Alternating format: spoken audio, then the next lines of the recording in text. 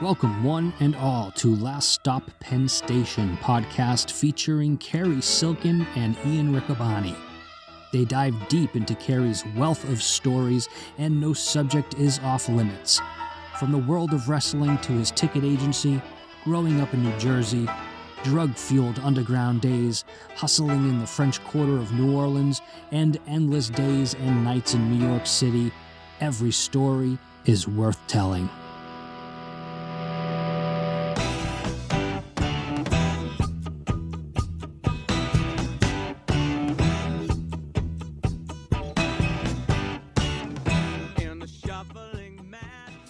Welcome, everyone, to a very special edition of Last Stop Penn Station. Ian Riccaboni, our guest of honor, Cary Silkin, AJ from Bassan Creative and Web Design.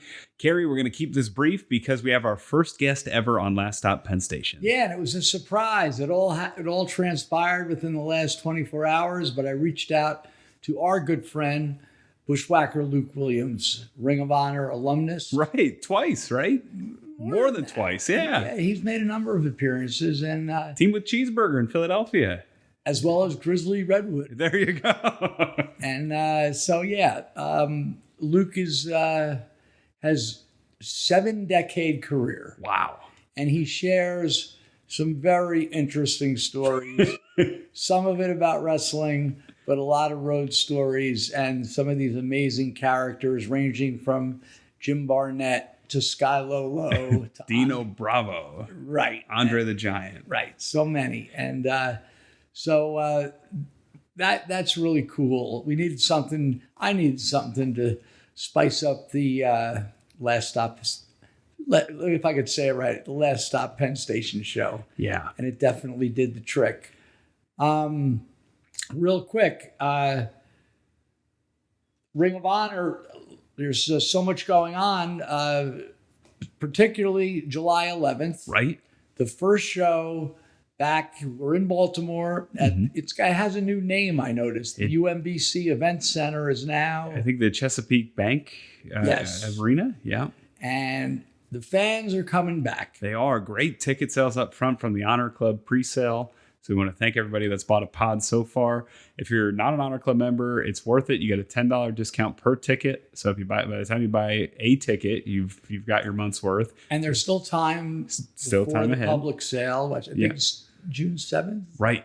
So you still got time to get in and get the best seat available for your group. We're coming in enhanced safety precautions with the state of Maryland. That's state of Maryland rule. And we're Ring of Honor's in Maryland because that's our home. And we've been doing the production there so nice through the pandemic that we want to just go with what's working right now. It's going to be so nice to have fans back. It's going to be incredible. I got goosebumps just thinking about it. So do I. Yeah. It's exciting. You know, we're going on almost a year and a half. Mm-hmm. That's about it. It's going to be almost exactly a year and a half. So we're coming back July 11th with a pay-per-view, no less. Best in the world. And we have Survival of the Fittest coming up. And I'd imagine whoever wins that was going to end up on the pay-per-view. And, Roosh is the world champion. The Foundation, they defended the tag team titles this past week. I saw that. So I'm assuming they're going to head into the pay-per-view with the titles. Tony Deppin's the TV champ, but has an open challenge. So he may or may not end up at the pay-per-view with the title. And things are getting hot and heavy with the women's division. We have the women's division Wednesday. Mm-hmm. Maserati versus Angelina Love this week. Great bout. Maserati, if you haven't seen her before, she's one of Kenny King's proteges from Las Vegas, Nevada. Well, I haven't seen her before, so I definitely want to check that out. Absolutely. So just a lot of great things happening. World famous CB versus Fred Yehi is coming up. And he was over at my house this weekend, Cary. Fred Yehi? No. Well, he's welcome. Fred can come over too, but CB. I saw Fred Yehi on Monday night. Yeah, defeated Rocky Romero. Really good match. Great match. Absolutely.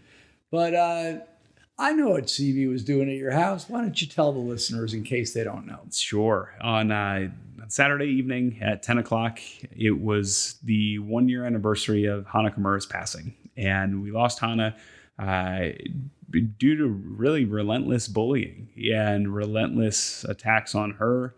22-year-old woman, very successful, one of the few women that wrestled in Madison Square Garden and the Tokyo Dome. The list is very short. I believe it's 7 long. And she did that before she even turned 22. She was 22 when she passed away. And Sumi Sakai had reached out. I know Kyoko, Hana's mother. Kyoko had wrestled in Ring of Honor.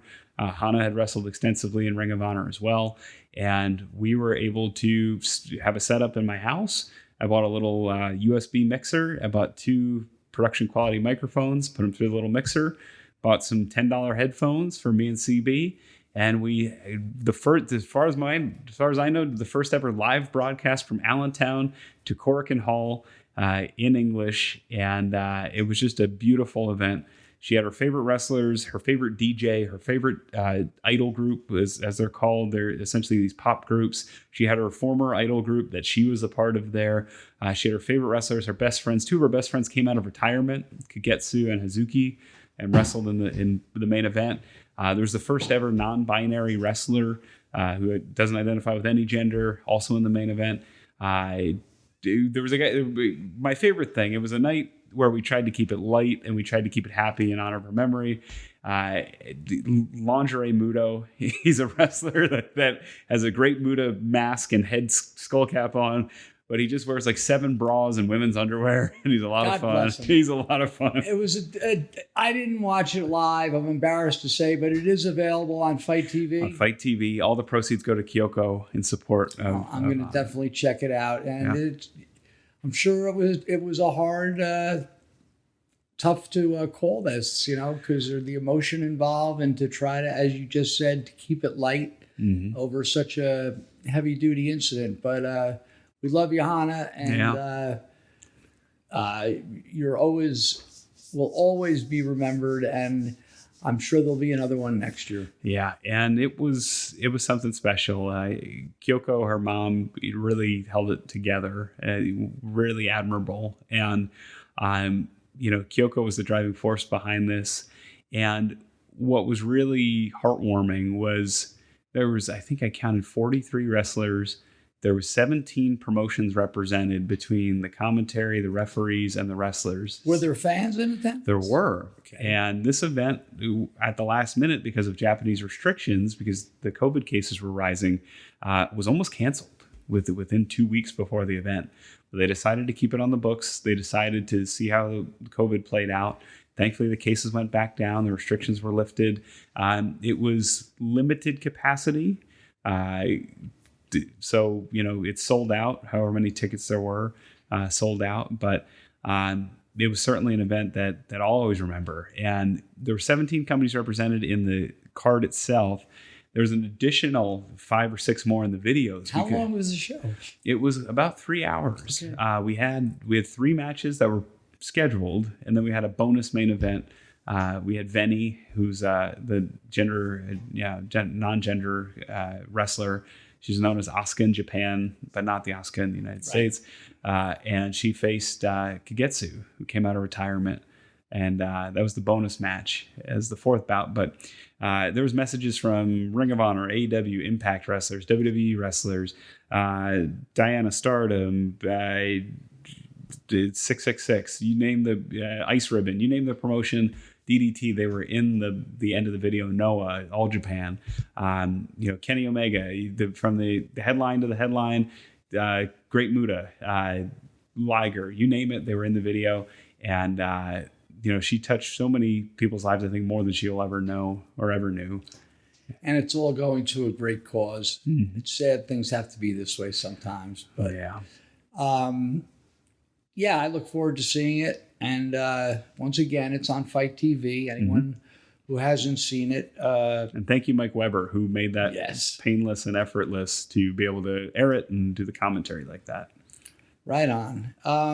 Real quick, we're continuing on with the 55 and 5, the Parkhurst series. Yeah. On ad-free shows, along with the poster of the week. We have a real good one this week. Mm-hmm. And the women's division Wednesdays with Ring of Honor, as well as the Monday Night Watch Party. Absolutely. We've got a bonus match this week. Sledge taking on O'Shea Edwards, 2 of the big, young, heavy hitters in Ring of Honor. A bonus match, YouTube exclusive. Okay. And Chris Dickinson just absolutely wrecked poor Eric Martin this week on Week by Week. I don't know, you blinked and you missed that one. Eric, it was quick. It was quick, and Dickinson's a pit bull. Yes, I bumped into him. I saw him in Florida, And then when I was in Baltimore, I just walked by and just got to say hello to him real quick. But I'm looking forward to going back to Baltimore. Mm-hmm. I'm looking forward to the summer. You know, the weather is finally changing. Yeah. And so let's enjoy this time. And without any further ado, let's go to this interview with our good friend Luke Williams. And we'll see you next week. This is a very special moment here on Last Stop Penn Station. For the very first time, we have a guest, Cary. A very special guest and a good friend of mine. And you know what? Sometimes I say to myself, man, I'm an old son of a bitch. But then I think of my friend Luke. I was thinking, Luke. I was thinking today, wait, he wrestled in the 60s, 70s, 80s, 90s, 2000s, 2010s, and you made it into this decade. You were in Tennessee recently. 7 decades in the ring. Incredible. And what a career, and what a good friend. And with that, I'm going to shut up, and we have Luke Williams with us. And so you have the dinosaur. So Cary, you have the dinosaur aboard. And a former Ring of Honor. Ring of Honor star. I first met Luke when he was at Field of Honor in New York City. And Luke, I don't know if you remember, I was the gentleman hanging out with you, walking around, showing you where to go that night at the baseball stadium. We hung out on the concourse and watched a little bit. Yeah. I met so many different guys with Cary, you know, and I'm getting old, so, you know. Oh, I get it. Don't worry. Don't worry about it. I remember you did the Bushwhacker around the bases. A great moment. Yeah. Well, as I said to Cary last week, it was all potatoes, no filet mignon. He's referring to our podcast. We did like the once again, there was no meat. Right. Usually we have some. You teased it about the sex, but you've been teasing it for 2 weeks. Right. Well, maybe we could get to some of that right now. But no, there's so many questions, or so, you know, and I've spent so much time with Luke. Luke is not only one of my good friends, but is sort of a mentor for me in the wrestling business, who I met in Puerto Rico, and I've heard these stories. And I'm sure many of them he's tired of telling. But I was telling Ian, got to go back to the beginning. You know, going from New Zealand, which was the very beginning, but going over to Australia with Jim Barnett.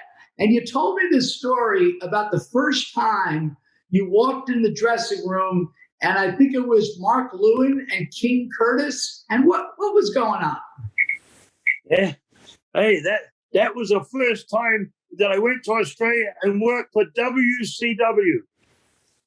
Jim Barnett owned it at WCW, as he did in the States. And I walked in the dressing room. I was early. My first time over there, and you know the old locker rooms with the big long wooden benches and the steel lockers behind them. Well, there's one on that side and one on this side, and I knew. How old were you at this point? This time, 6. Could be around 20. Okay, so you walk in this dressing room.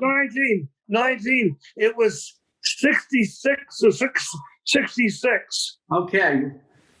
So tell us about King Curtis. I walk in the dressing room. This is the Sydney show, my first night on a Friday night.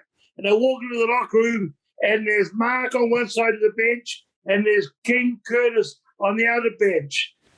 And they had their John Thomases out, and they had the eyes and the nose and Mark. They used a marker and made it into a head. And one was talking to the other. One was talking across there back and forth. And I walked in. I was embarrassed. You know what I mean? They just carried on in that. They were flying. So this was before the era when you walked in the dressing room and you had to shake hands with everybody. No, there was no one in the dressing room at this time. Okay. that was your introduction to that dressing room. Yeah. You guys are And they said, there's no shaking hands or anything. I just looked at me and I said, "G'day, kid," or something or other. I can't remember. We just threw a few words at each other, and then I sat down over the side there. Or I went for a walk, and I come back, and I said, to me, this is fucked up." It's Last Stop Penn Station. Half an hour later, I went out and looked in the arena, and you couldn't get another person in the arena. Wow. They had a rocking. And of course, Curtis Ikea, King Curtis, he was selling out Madison Square Gardens in the early 70s. Him and Mark, I think they were the youngest, and they were selling out places. They were two great pieces of talent. Lewin had a brother in the early 70s against Pedro Morales at the Garden, and he was blood and guts. He was hardcore and rough and tough before they even, before hardcore was a word. You're talking about Curtis Ikea? Yes, I am.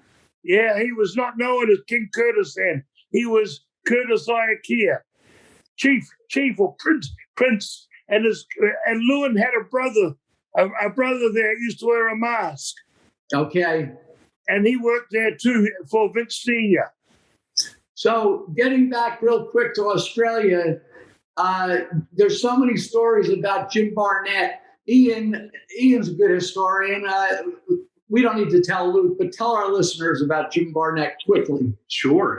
Very well politically connected in the United States, and he was a big mega donor for the Democratic Party. He used a lot of those connections to promote wrestling and get venues and get buildings. But he successfully, before any of that, ran Australia. He opened up Australia. Yeah. And Luke, those houses, you said it was rocking. You couldn't get anybody else in. That was like that. Yes, he opened up.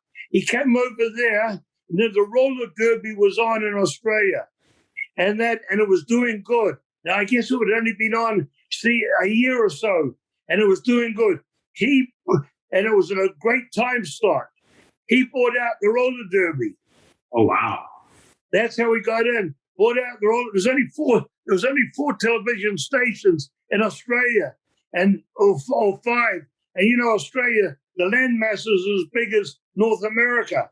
But this is going back in the 60s. So, were you guys flying city to city? You had to, right? Beg your pardon? Were you flying from city to city? Yes. New Zealand, we never had TV to 67 in New Zealand. And it started at 3 in the afternoon and finished at 8 o'clock or 9 o'clock at night. Now, Australia, at that time, Australia was 20 years ahead of us, or 15 years ahead of us. And of course, US was another 15 or 20 years ahead of that. But when in 65, that's when the Vietnam War was going, and all the people from Vietnam were coming, all the soldiers, 18 years old, 20 years old, coming down to Australia for hour and hour. So King's Cross, where he kept the boys stayed in Texas Tavern. This place was alive 24/7. What, they were partying? There was a lot of partying going on? The first night or the second night, and that I'm there. Next minute, there's a knock on my door. There's a phone call first, and there's a knock on my door. One of the boys that called me, I'm not going to mention his name, he's still alive. Oh. And he called me, and there's a girl out there with a fucking sheet around her body. She was sent down to take care of me.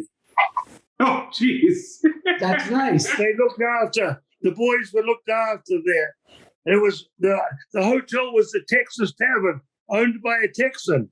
He had a restaurant, and the bar would close about 5 or 4 or 5 in the morning. And at 7:30, you go for breakfast, 8 o'clock, and they had a band playing in the breakfast room. This place, King's Cross, the hookers, you could look out of my hotel window, and at 8 o'clock, you see the old hookers go in from the night shift, and the fresh ones come out 8 o'clock in the morning. And all these servicemen were coming to Australia with $1,000. You know what I mean? The average wage is not even 100 a week, and these guys are coming down with 1,000 to spend in a week while they're in Australia.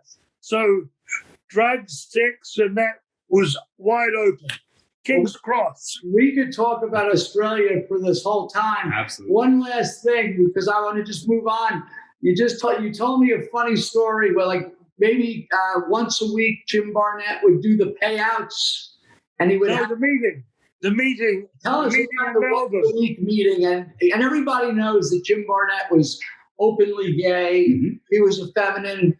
He was accepted by everybody. And I'll let Luke take. He would have a meeting once a week with all the boys, with all the American Flyers, not the Australians. Okay. And he counted us as Flyers. Now Jim Barnett was a dapper. Most expensive suits. JB on the pocket here. You know, JB. He'd have a handkerchief in there with his initials, cufflinks with JB on, alligator shoes, Rolex or Patty Philippe watch. You know, and he was a little dapper, you know, and he would sit up on the bench. There was like a massage bench with a pad. He would sit up there with his legs folded under him, and he would sit on his legs. And the meeting would start, and he'd go around the boys, you know, all the Americans. You'd have about 10 there, and he would know, did Kathy take care of you in Melbourne, Jim? And he would go to someone else, you know, say, Mark, how was Debbie, Mark, in Adelaide? He knew, he was making sure that all the boys got taken care of, because down Australia, guys would pack up and go home. It's a long way away. And he'd fly them down, so he made sure they had their drugs and their bloody, and had someone taking care of them. And every town, or most towns, and Big Bad John was the drug dealer. And he used to say to John, Big John, have you got my pennies, John? Every meeting, Speed, you know, the little bennies. That was Speed. He always took Speed, and that, and then he would say, "Oh, boys, I don't know where I left my briefcase. Do any of you boys know? Was it? I left it in the other locker room. The briefcase is right under him." And another one of the boys said, "Oh, Jim," and I get up, I'll get it for you. And he bent down in front of Jim, and Jim would be looking at his tail, and all the boys giving the boys the wink. He was the worker. It's amazing stuff. There's so much to cover here, but I know when you left Australia, what was it? You couldn't get a visa for the U.S., so you went to Montreal instead? I don't know that full story, mate. That when he came back, he had to get out of Australia. I'm talking about you. When you left Australia, instead of going to U.S., you went to... No, we were booked.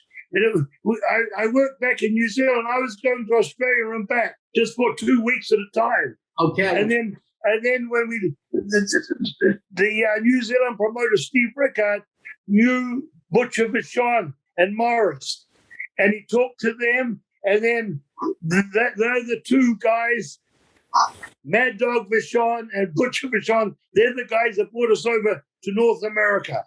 So there you are in Montreal, right? Montreal, and we're not knowing that there's 60 guys in this territory or 70, and they're running 3 towns a night. Imagine this. Yeah. 3 towns a night in 1970, the best shots. Go ahead. This was, I didn't know till later that this was the hotbed of wrestling. Toronto was sold out, and the Gardens were sold out all the time, and there were the Vachons Grand Prix was running 3 towns a night, and the Rougeaus were running 1 or 2 towns a night. And this was Ontario and Quebec. Now, Butch and me had worked with Andre. He'd been in New Zealand 69. Really? And Butch and me worked with him in single matches, handicap matches, and tag matches for two months. So when we got over there, he was the main babyface. He'd come into Montreal a half a year before us, and that's why it exploded. And the main heel was Killer Kowalski, who we knew from Australia. Killer was the main heel in Australia. You know, when I first went there, he's the one that popped it wide open for Jim Barnett. Really? With the claw. It's a lot. I don't want to get into that story, but that's another story how he did that. Barnett, you know, and good. Right. He always had great bookers around him. And Mark Lewin had a great brain for this stuff. So when you were in Montreal and you're with Andre the Giant, right? Now he's not Andre the Giant yet, though. His name. Gene Ferry. Right. So you're on I remember you telling me a story once where you were on the road where you guys went to some town, I don't know, 250-mile trip. And wasn't Frank Valois? Frank Valois was Andre's manager. He was a Frenchman from France too. Now we're way up. We're about 8 hours out of Montreal. We went up there for a week, and there was Andre and Dominic DeNucci, okay, and Butch and me, and I think and Butch and me, and there was another crew up there. They had, you know, this was right up Hudson Bay area. Oh, okay. Hudson Bay, way up there. You know what I mean? So these road trips, was there drinking on the road? This is what I'm gonna get. So we finished the tour. It was only a week tour, this one, because we're coming back to the head office to Montreal. And Andre and Frank bought 72 cans of beer. Wow. You know, to start. 2.5 hours later, we have to pull over at a truck stop to get more beer for them. Me and Butcher in the back seat. Val was driving, and me and Butch and that. So we get out first, and we've got blonde hair and black beards, right? And it's all the colleges are at. It was either summer or spring break. Okay. I think it was summer. And these kids got out of a Volkswagen and they saw us, and they was thinking that, you know, they're calling us the pet. They're pet. To pet is faggots. Okay. Oh, geez. Yeah, faggot in French. Now we've been in Montreal for a while. We knew the bad words, but we walked in, and there was a big truck stop with a diner on one side, you know, and then all the truck shit and the showers and all that stuff. And that we go to the dining part. So the other kids come in and they go into the part where there's all the other shit. And we go on the bar to get a quick snack. You know, this is about 2 a.m. Right. Andre gets out of the car. He goes over to that Volkswagen. He listens to what they're calling and all the shit. He goes over there and grabs that Volkswagen on its side and tips it up onto its side. Now, Andre then was about 4'25", and was, you know, 7'2" or 4", and as strong as an ox. He went down into a squat position and lift, boom. That's it. He put that fucking car on the side. This is the car that the kids were in, who were yelling. Yeah. Okay. Wow. It's one of those old Volkswagens. You know the old Volkswagens? Sure, the bug. The bug. The bug. Yeah, the bug.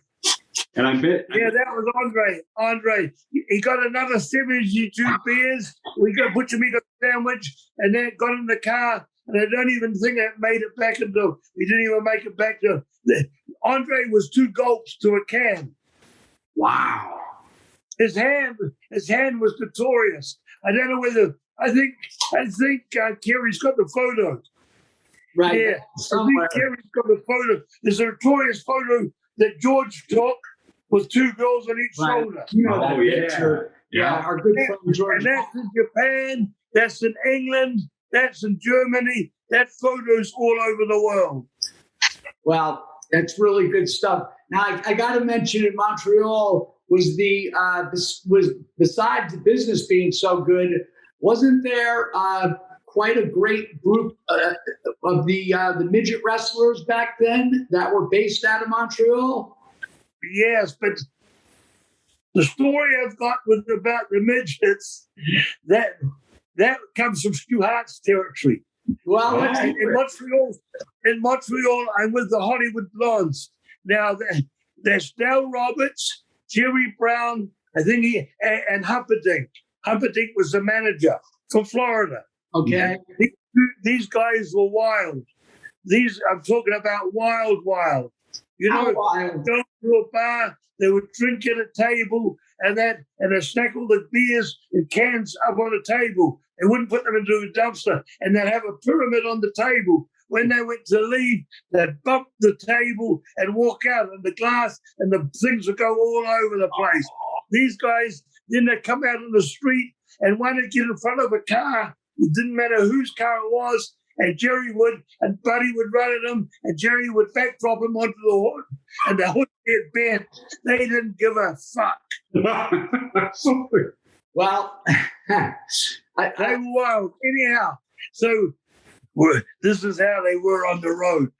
There's a lot of stories to tell them throwing rabbits and chairs and furniture out of 6 stories onto 3 lanes of traffic, and the chairs bouncing off the roof of cars. On Maisonneuve Ave, it's the second biggest street in Montreal. St. Catherine runs this way with about 4 lanes. St. Catherine is the main street. Yeah. All the businesses, and then Maisonneuve runs parallel, but it's got 2 or 3 lanes, and they used to get furniture and throw it out of the balcony and laugh the highest height to watch it bounce off roofs of cars. Oh my God! So they had nothing on the Who, you know. Right. These stories about the Who and Led Zeppelin with going wild in these hotel rooms. So the Hollywood Blondes might have been the forerunners to that.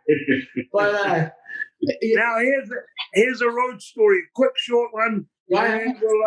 I don't know whether you should put earplugs into Ian's ears or not, because he was a sex therapist or whatever. Educator.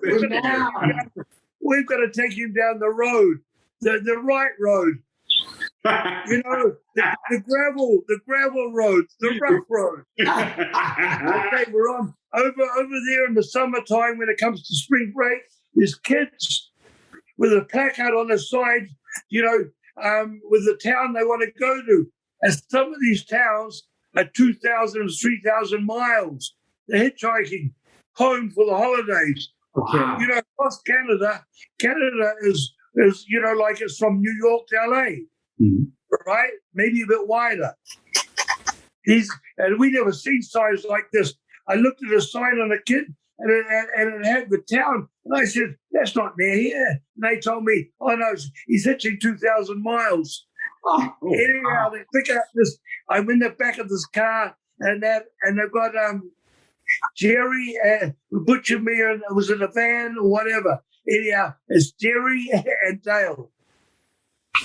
The 2 Hollywood Blondes. Right. And I think Humperdinck used to get a ride with some people else, because we lived next door to them in a hotel next to the Blondes. So they pick up and stuff, and they picked up this hitchhiker this time, and we were there, and we get down the road, and of course, Buddy pulls out his John Thomas and starts in front of the person. And the person was freaking out when he get out the door. And Jerry leans over and says, you can't, you haven't got the crank right. And he starts cranking it for him. And the passenger's like this. We're wanting to jump out. And they're driving at 60 or maybe 80 miles an hour.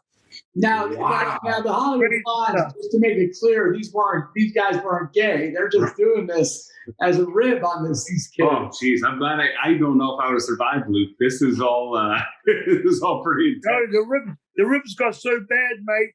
In towns between the Hollywood Blondes and the Vachons, Morris used to wear a suit all the time. That's Mad Dog, right? Huh? Morris is Mad Dog Vachon, right? Yeah, he used to wear a suit to the towns, and if it was ice, sometimes he'd be in a suit and bare feet on the bloody ice. Wow. Morris was a bit like this, but he was in the Empire Games. You know, Morris was Mad Dog was a medal winner, an amateur wrestler. He could fucking tie people up. And Morris was, how heavy, Cary? 220, 225? Yeah.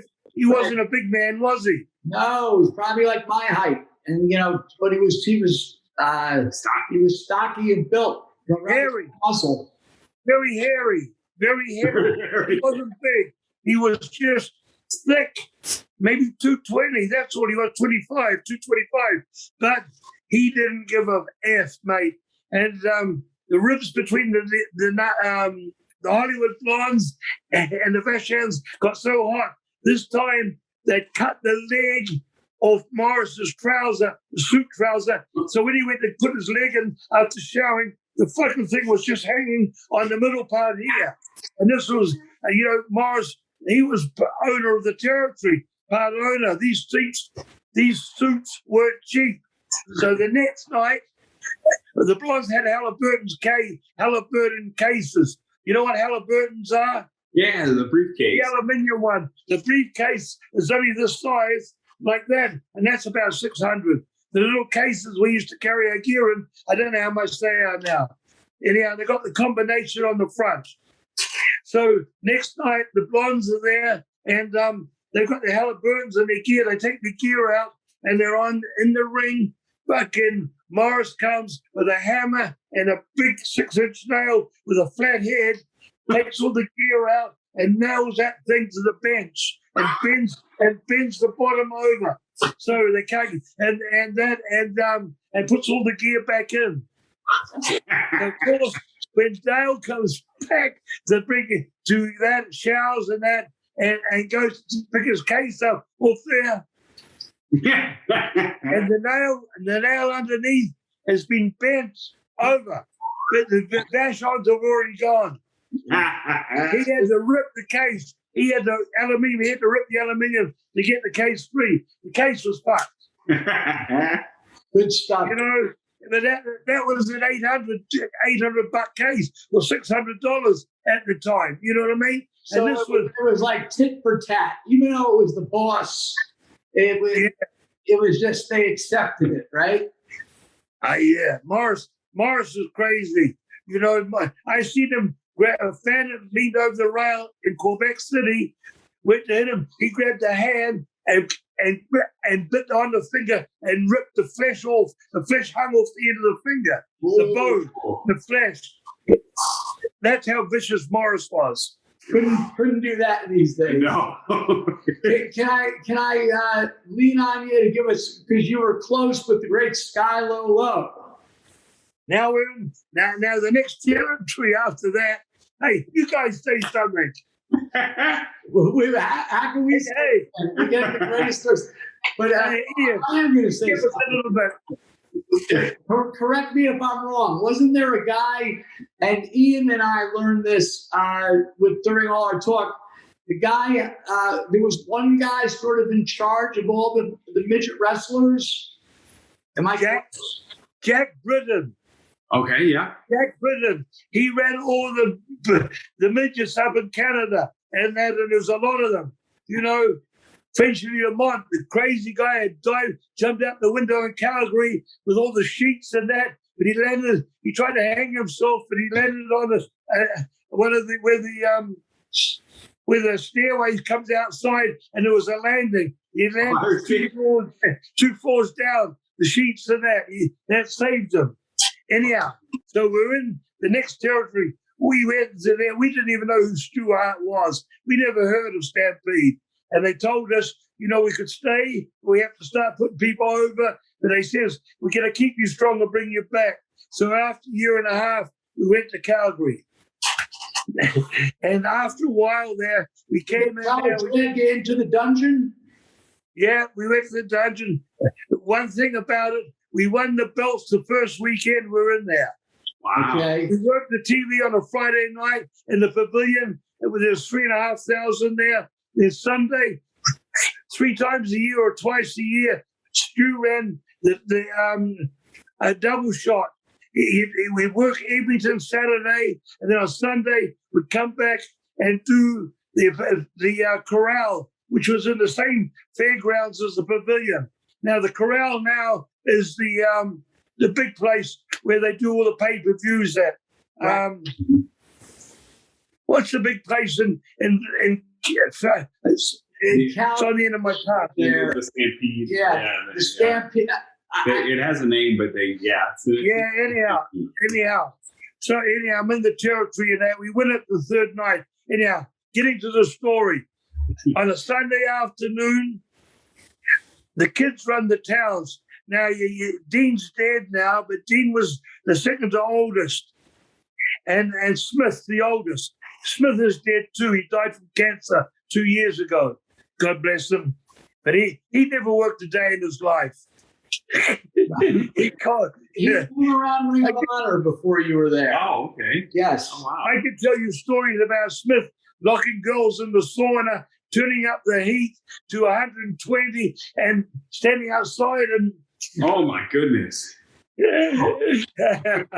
I'm so, anyhow, in this town, and we've got, it's summertime, and we've got midgets and we've got girls. Okay. And those are big attractions, right? Those are the little people and the girls. They were big draws. They were big. No. We had normal sized girls from Moolah. Oh, right. But in general, normal sized girls from Moolah, and we had Skylar Low and Little Beaver. He swished around everywhere. Okay. Oh with that mohawk and those big lips, ready to. Anyhow, tag match. The Smith or Dean told Skylar, these guys were magic. I don't know whether you heard about these two, but there's no one ever been like that era with midgets. These were circus midgets who could walk along the top rope. They could stand on their heads, not like the midgets today who want to work like men.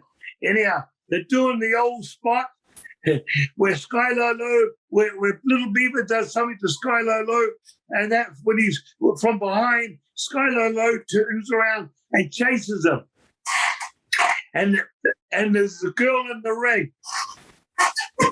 Little Beaver goes between the girl's legs, and usually the heel puts the brakes on right before when she comes to the girl. The girl's the baby face, just like Little Beaver, the baby face. But this night, Skylar Low went between the legs, and he had a hatchet in his hand and hit her right up in the crotch. And now this female wrestler, I can't think of her name in a moment, had a beige suit on. Those days they used to wear one-piece suits. You understand what I'm talking about? You know, the old swimming suits, one piece. That's how the girls used to work, before they started the diva shit. And so he hit her right up in the throat.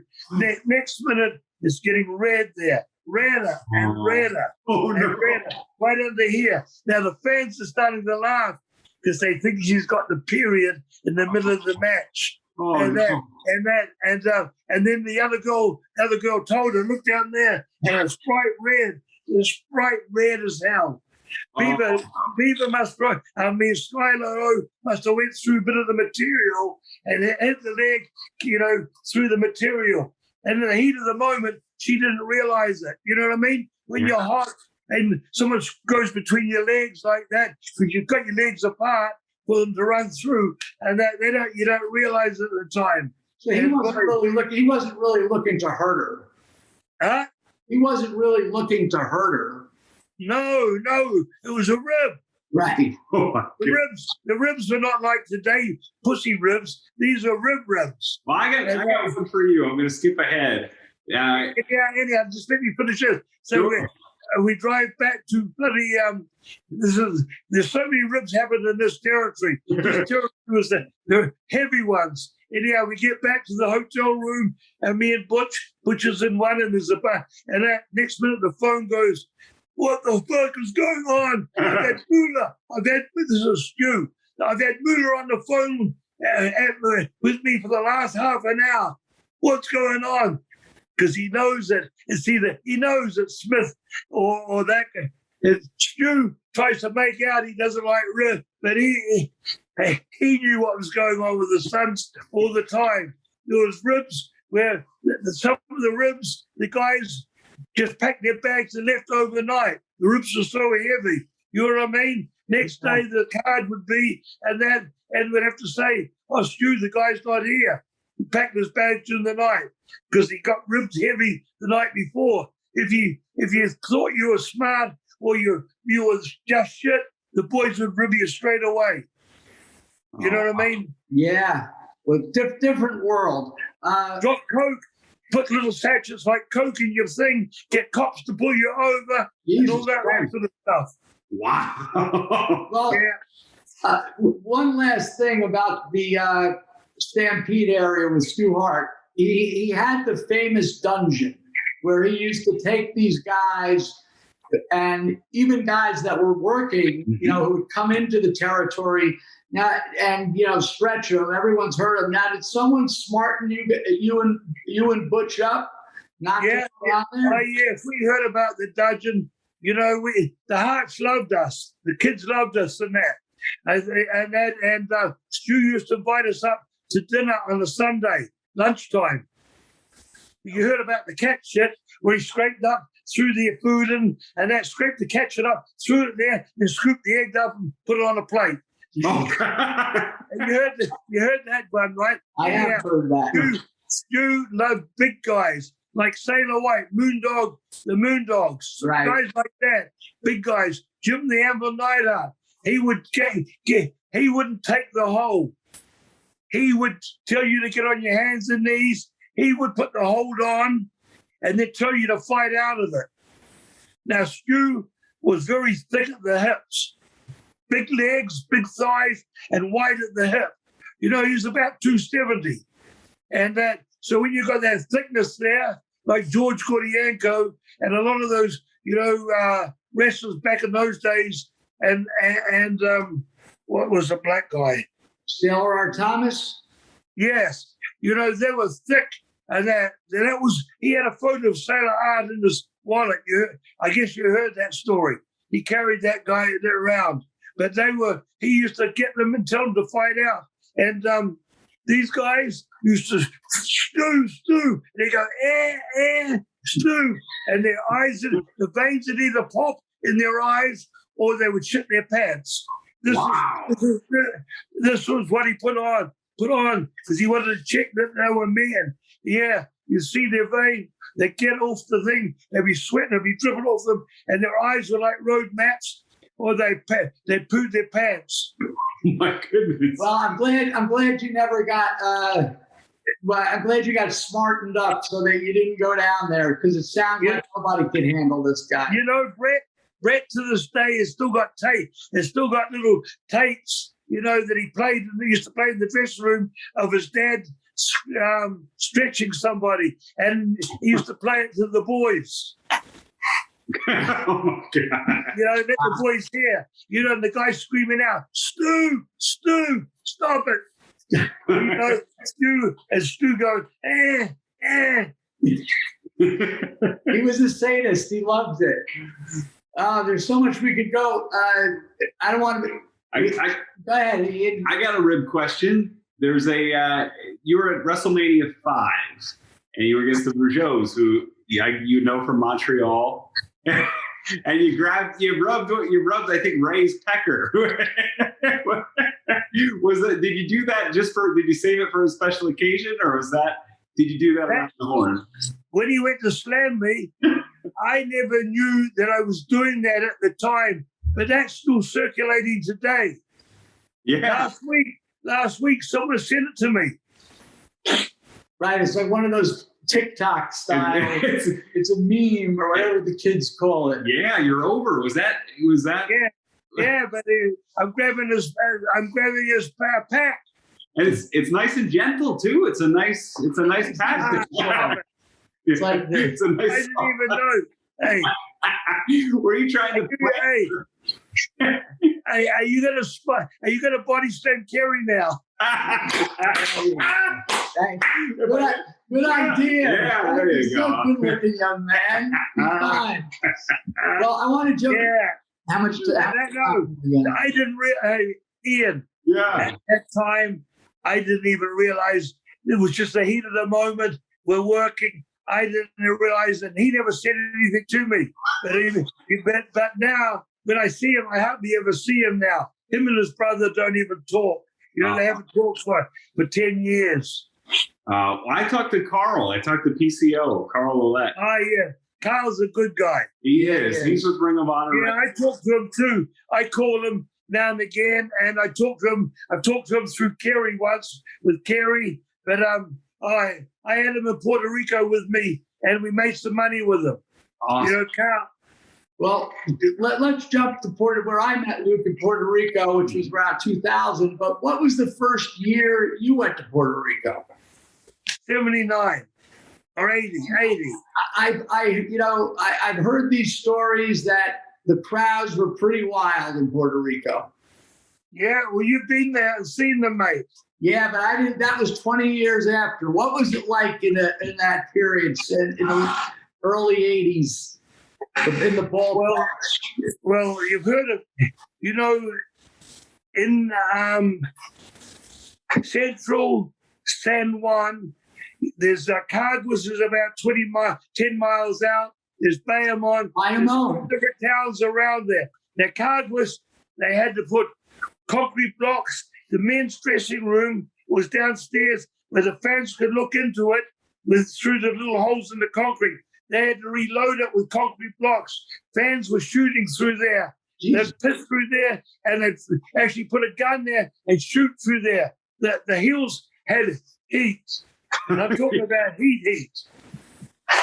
I've got slice marks. I've been to court twice, and I got sliced on my arm by fans. You know what they do? They put razor blades in their hand, the razor blade with the solid side, where it's got the covered side and it's only got one blade. And then they put them in the head and they slap you and they drag it and they cut slice you that way.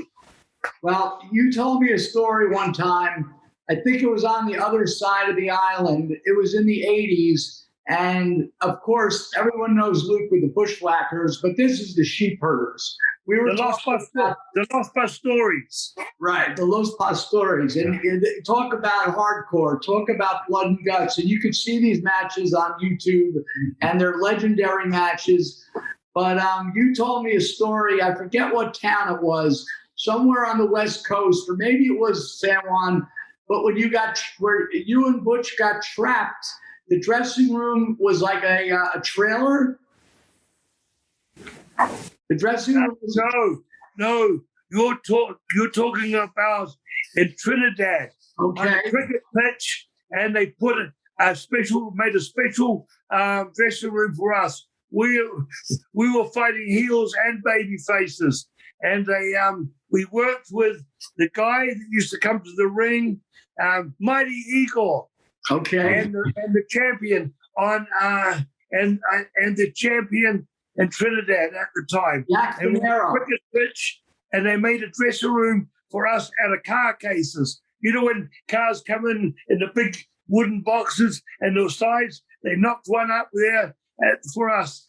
Anyhow, we're on a cricket pitch, which is like a baseball field, you know. The finish was wild and woolly. And we had to change it, get DQ'd, and get our way back to the ring and get ourselves out of the ring. The baby faces, we always had to get them to follow us out of the ring and fight us back. If we tried to go back to the dressing room by ourselves, the fans would come out and cut us off. You understand what I'm saying? Yes. And of course, the security couldn't hold them back. And in Trinidad, it's not like Puerto Rico. It's a British cops, the bobbies, with an axe stick, no guns. You know what I mean? How would you get out of there? How would you get out of the building? Okay.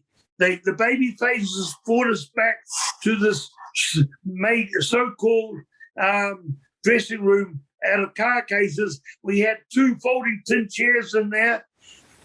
What we did, what we ever had to sneakers and all that, and our clothing, we jammed into our case, and that. While we're jamming our stuff in the case, they were bombarding the fucking makeshift dressing room, and it was coming down on us. So they got a guy, one of the guys got a pickup truck to drive back into it, and all the people scattered. We jumped in the fucking back of the pickup truck into the seat with the driver, Butch in the middle, and me on the side, and we took off. Now, a guy got a brick. Now we took off. The ballpark is packed.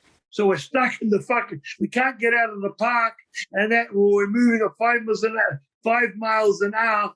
A guy got a brick and threw them through the back window, and all the glass came in and embedded in back of Butch's head. I was leaning forward. When I heard the crash, I was on the side here, hit the middle of the back window, and all the glass went in. I got so wild that I jumped out of him, and I saw the guy. We're in 6 lanes of traffic, 3 or 2 lanes this way, 2 lanes that way. He goes through there. I jumped over hoods of cars. He ran down the street, and he went into one of these the hotels, not a major hotel, Nice. like the private hotels, like boarding houses. He ran up through there and up the stairs. I ran through up the stairs, and he went down the hallway, and he went through one's bedroom, and he got on the staircase. I got around through the way. I went down to the alleyway, not the alleyway, down to the stairs, and I caught him went to catch him on the staircase, and we carried on. I missed him, and we carried on running like Starsky and Hutch, jumping over cars, diving over car vehicles, and the bastard got away.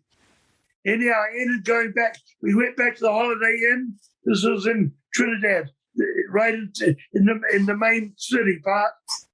What's it called? Whatever. The main part where the airport is and that. And for the next, we got a 6-pack of beer and that while Butch was drinking. I had what I call tweezers and that, and I was taking pieces of glass out of Butch's head for the next half an hour. Wild stuff. Wow. That was to Trinidad. Now that was just in Trinidad.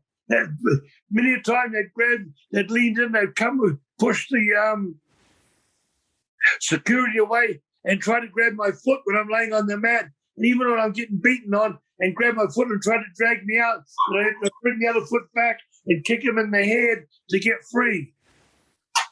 Well, we had Butch and me had super heat.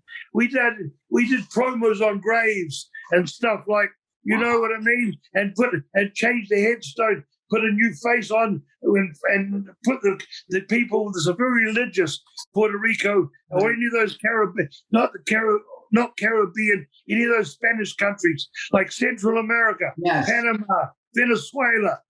Very, very. What's that form of Catholicism? There's like Santa.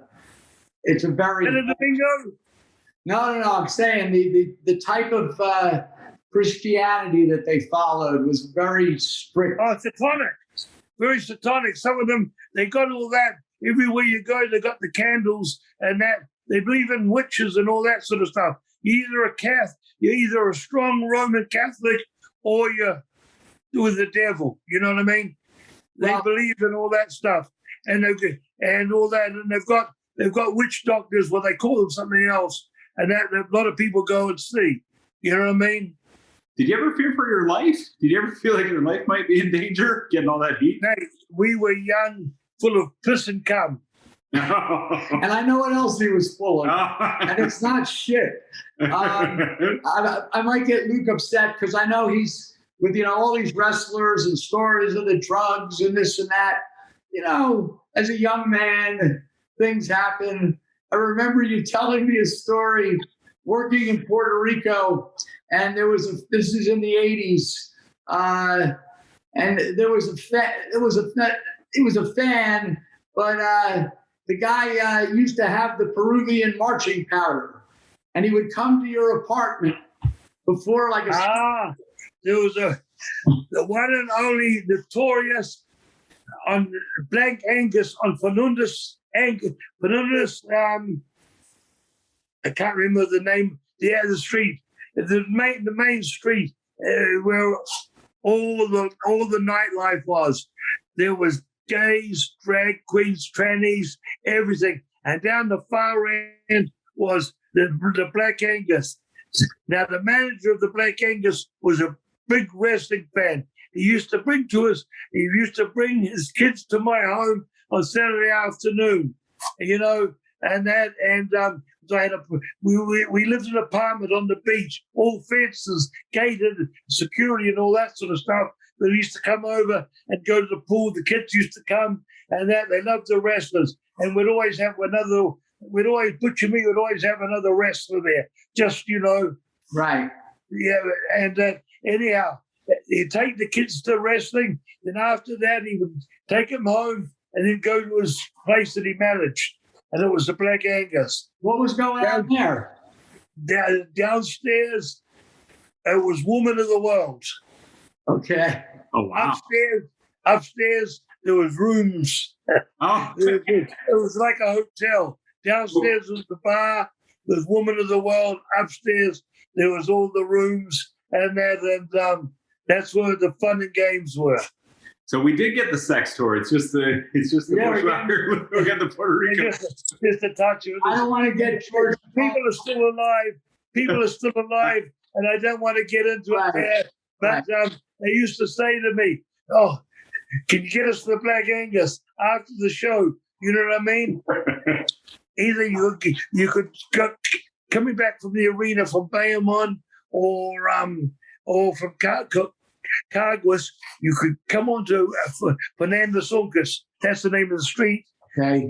All the drag queens, they would, at the lights, they would walk across the road and show you everything on the street and that. This is early 80s and that. And you could pick up someone and if it was a new guy in town, if you wanted to get a release, you pick him up, throw him in the back, drive him around for half an hour, 20 minutes, and that you get his nut, drop her off or drop him off, whatever it was, and then carry on for the rest of the night. So he's already had a release. Most of the guys from the States that's what they like to do. And then they were happy. Little did they know they were with someone that wore a frock but had a cock. Yeah.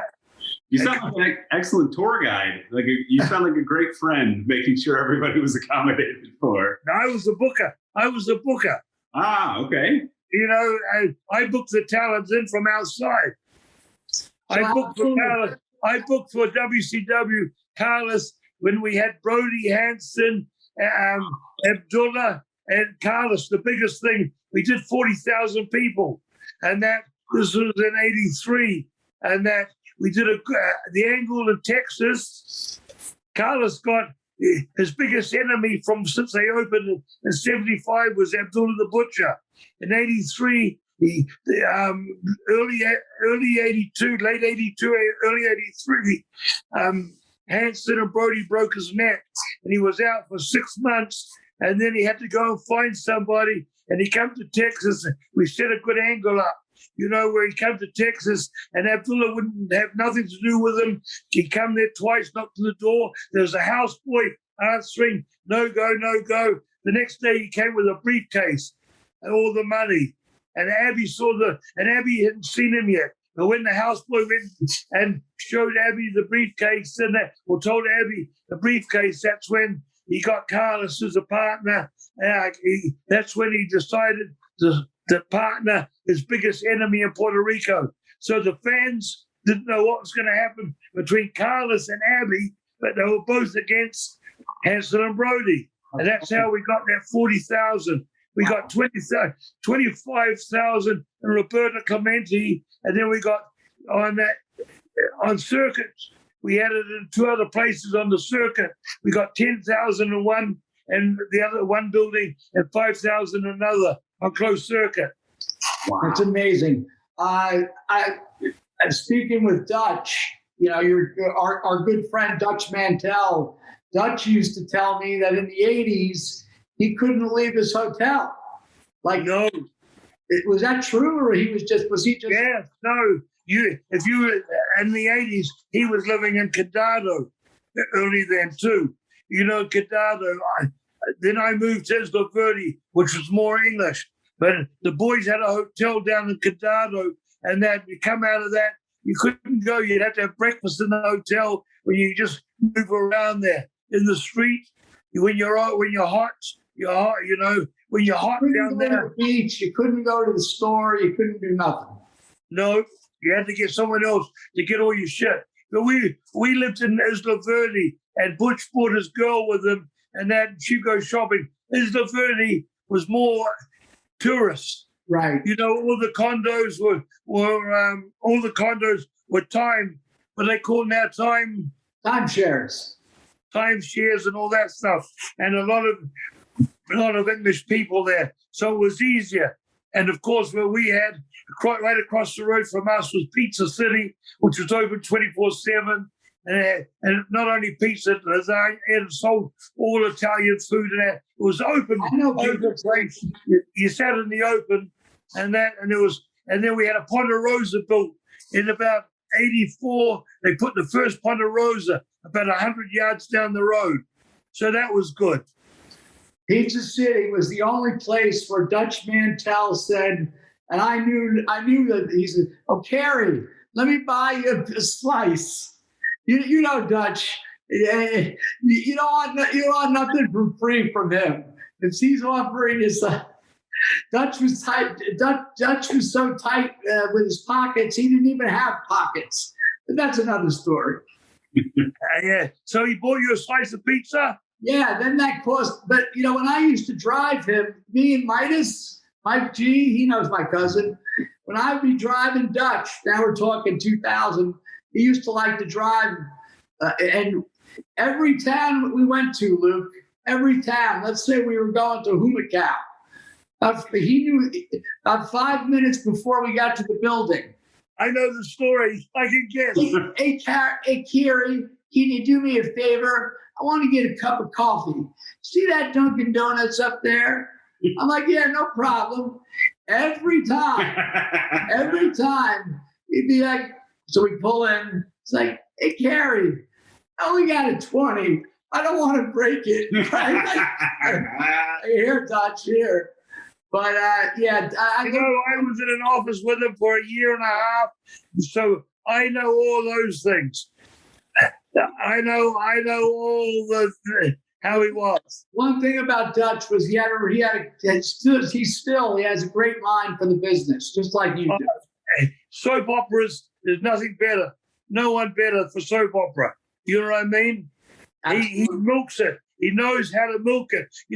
Today they want to go for ratings. WWE, if they want to blow off everything after every show, if they go back and wait for 3 pay-per-views, build up, have 3 major angles going, and blow off one every pay-per-view, but have the other one simmering, and feed them. And that Dutch was very good at the storylines and having it simmering and then popping it. You know what I mean? Absolutely. Before we let you go, there's so much we could talk to you about. I'm gonna spin the hands of time back because it's Last Stop Penn Station. We jumped from Australia. We went to Montreal.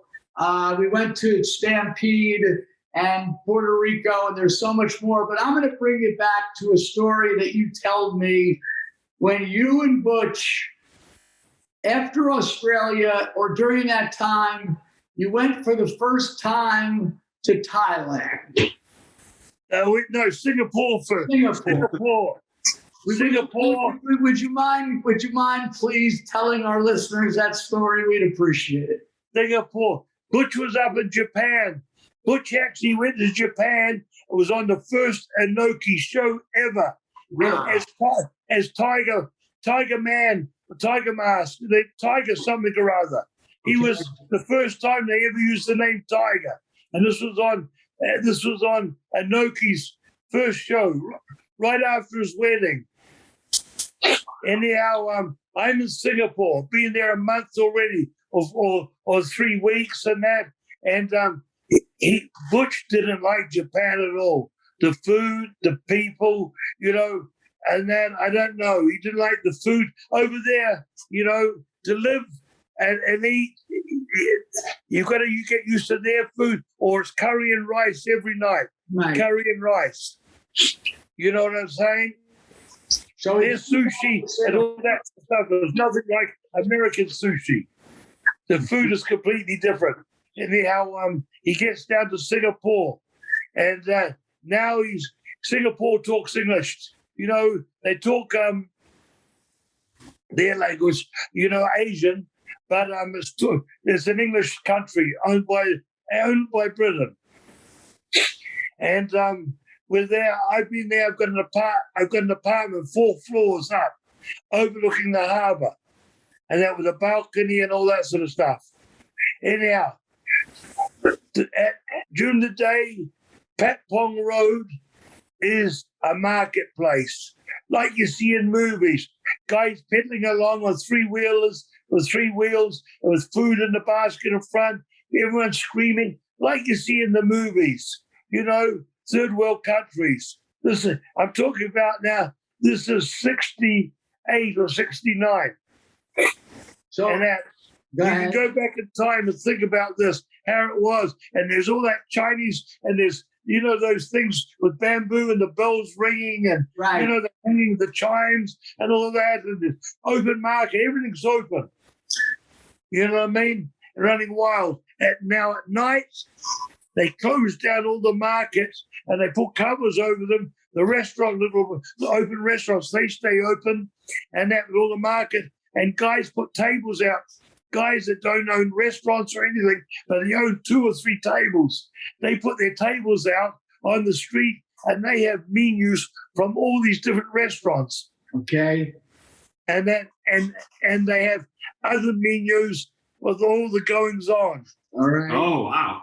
with the girls, the guys, the sex shows, the dog, the lesbian and guys, a donkey show, all those different things. Oh, my goodness. And now this is 1968, you know, and the guy's trying to clean out Singapore. I have long hair on my shoulders. I couldn't get it. I had to put gel or Vaseline on my hair and put it up, roll it up, and put a hat on to get in. If you got long hair, you've got to stay late. You got to be last in line. You know what I mean? Uh-huh. If you go anywhere and you've got long hair, they won't serve you till they've served everyone else. Oh, wow. Anyhow, at night, we're down on Boogie Street, and the guy comes with the menus. We choose a bit of food. We're getting drink and that. We're sitting there. Now, this is about 1 or 2 in the morning, 1 in the morning. The place is packed. Boogie, if you look it up, Boogie Street in Singapore and Patpong Road in Thailand, Bangkok. in Bangkok are the notorious streets with everything.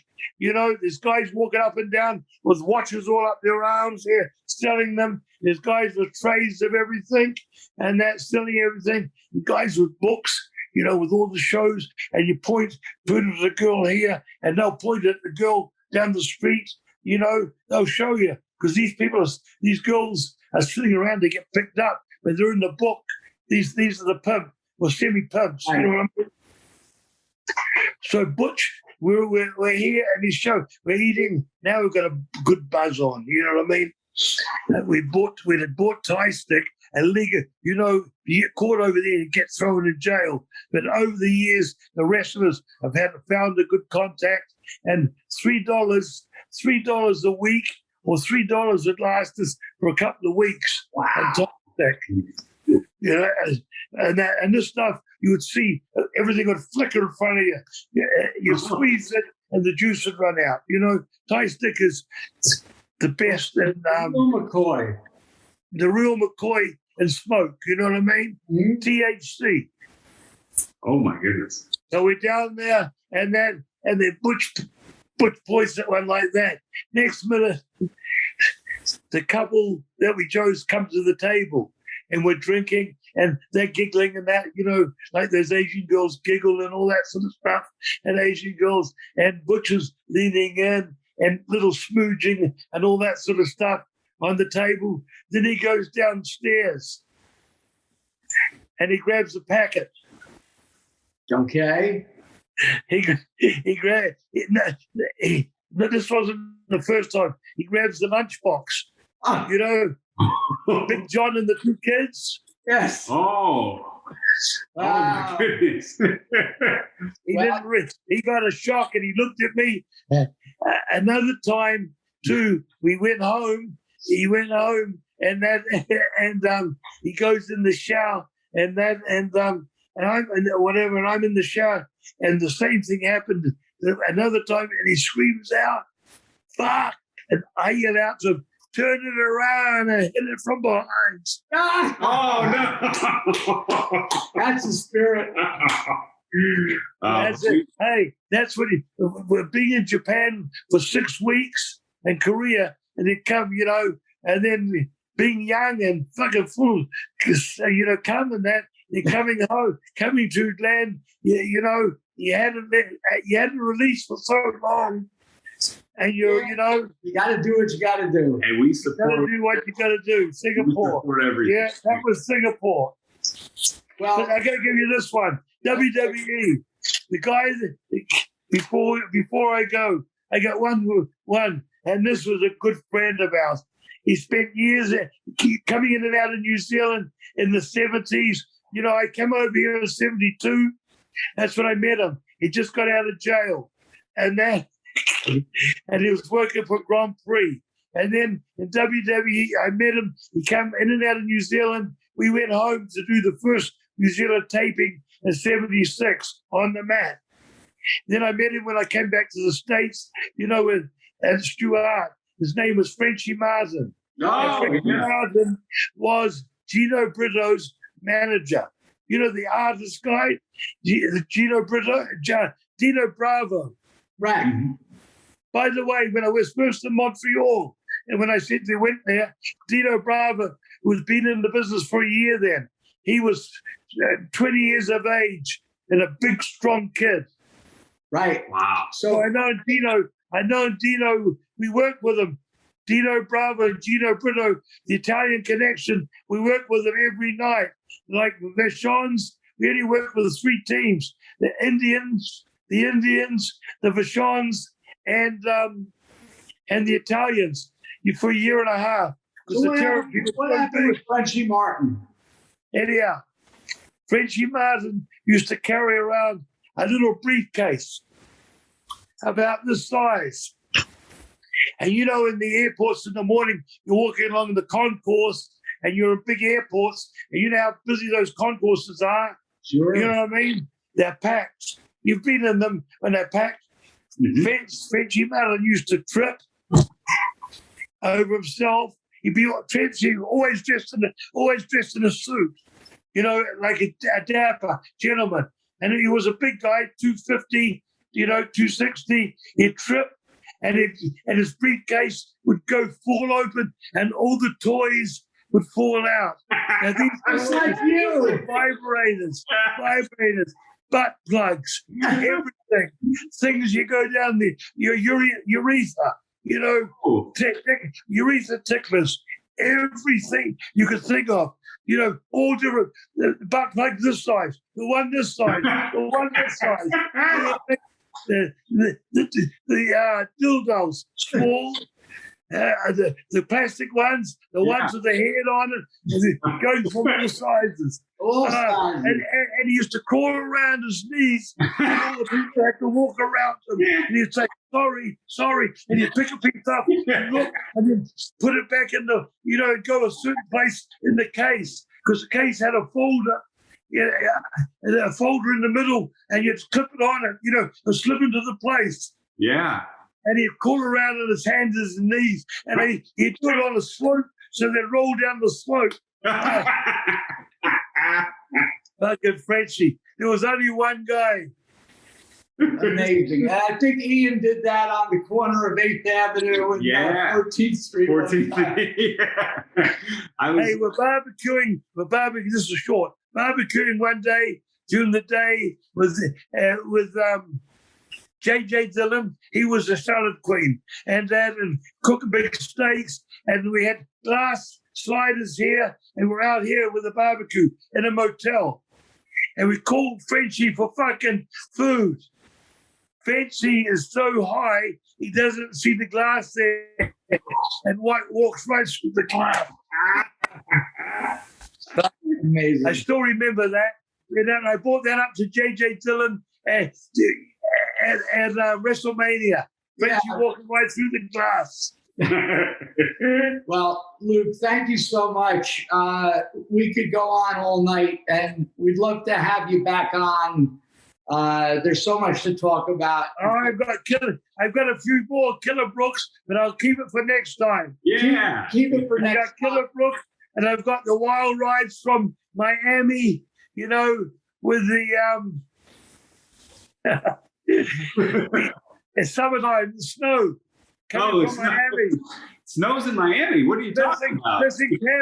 Missing Tampa completely. Got a few stories yet. We'll wait for another time.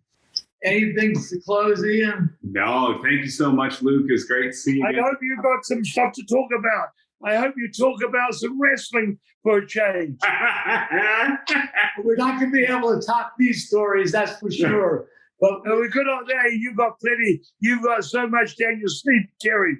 That's why I said last week I had to listen. It was potato time. No filet mignon. Not even a skirt steak. we got plenty for this week. Thanks to you. We love you, Luke. You know, Love you guys too, Ian. thanks for coming on, and I'll talk to you tomorrow. I got to take Ian out. I got to take him out on the dirt track. Yeah. I've already been there. That's the big surprise. I've already been there. Yeah. Thanks, Luke. You guys have a good night. Thanks for having me on your show. Love you guys. Love you too. Wow. Yay. Perfect. I thank God it stole the handle and the train and won't stop. Oh, no, it just slowed down. We hail you for listening to Last Stop Penn Station podcast. Rate, review, like, subscribe, and share on your favorite platform. Connect with us on Facebook, Instagram, and Twitter, or at laststoppennstation.com.